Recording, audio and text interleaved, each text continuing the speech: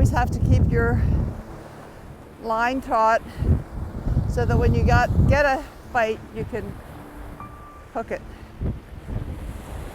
Being out in the fresh air, being active, I think it plays a big part of it.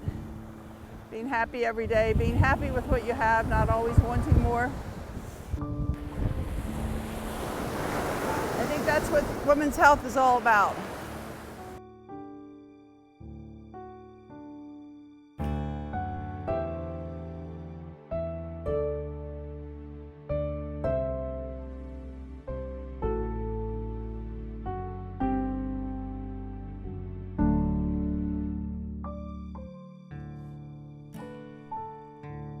I think it's more of, although you're in the business of healing people who are sick, I think it's actually more should turn toward preventing sickness, promoting healthy, being more proactive, getting people more involved in the community, doing more screenings, women's health, like my mammography.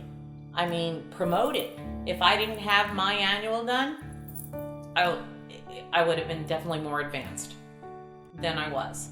You know, we're here for you when you get sick, but I think we need to be here for you when you're well and keep you well. I think you should be able to go in, and before your doctor tells you you're going to have to do this and have to do that, I think they should ask you, you know, do you feel healthy today? You know, it just wouldn't be a bad question to ask. You have to know who I am. I'm not just a number. You know, I'm not just another cancer patient.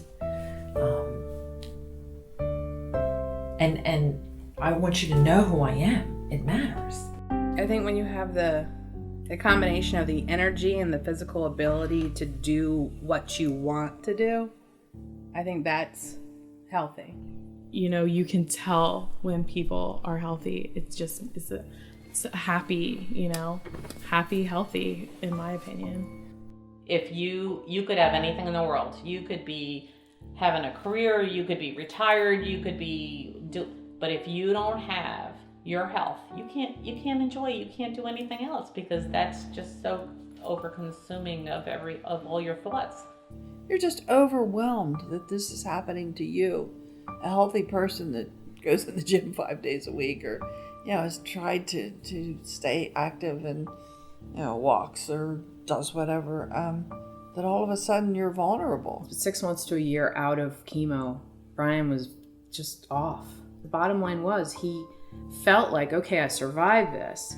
I should be elated, yet I'm not. He felt like he should be feeling all these things that weren't all settling in. Like regular life, I think, hit him quickly, partially because there was so much burden on me to carry the business and keep everybody fed and under roof and keep, you know, our clients happy and not have them suffer because he was suffering. So there was a big burden on my shoulders during that time, and it was fine. You know, I was able to handle it, and, you know, we got through, and it was good. The chance of relapse is so high, and that's why I say, you know, you got to be grounded. You have to have support. You have to have tools, and you just got to keep at it as much as possible. The baby has his needs, and the kids has his needs, and my husband has his needs.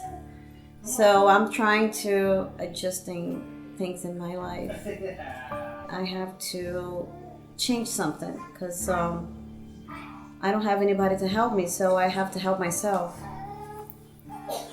There are too many things that can go wrong all the time, and if you get caught up in that, you're just in this really unhealthy existence. I've made a conscious effort, especially since having kids, to make sure that my mind is healthy as far as, you know, being calm and not being, like I said, anxious all the time. You have to be well enough to take care of others. First, you have to want it to be better.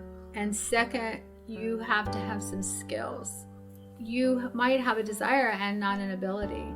I took the birthing class at Beebe, which was amazing. I learned so much. You know, for me, it was like I needed to be educated on these things because, like I said, I'm a control freak, and I just wanted to know what I had to do, you know, what would make it easier. Having that preparation through the Beebe healthcare system of the chemotherapy, I'm going to call them pre-chemotherapy classes, was one of the best things that could ever happen.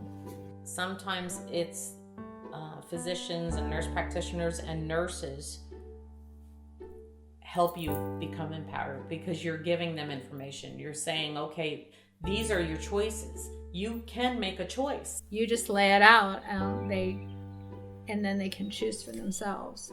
If you give them that knowledge, I think it gives them a little bit more empowerment and control of their disease.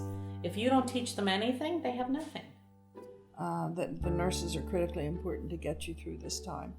You can go to them with your problems. Not even before there was Claire in my life. I could always pick up the phone and call and talk to a nurse in triage or about anything. They were all so, like, they just had so much knowledge and were able to help, and, you know, patience, because, I mean, it's all a huge adjustment, and they made me feel so comfortable. Any question that I have, I just call her or text her, and she answers right away.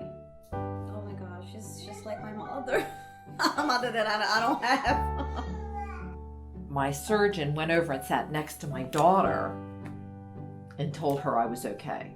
I mean, my husband was there, but my daughter was the wreck, more wreck than anyone. And they were treating the whole family. It was not just me.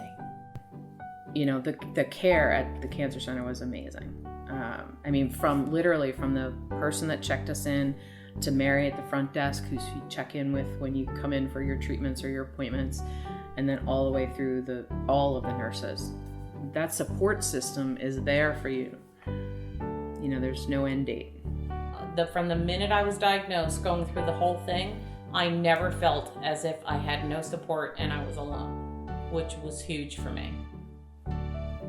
And I think that's how they care for everybody.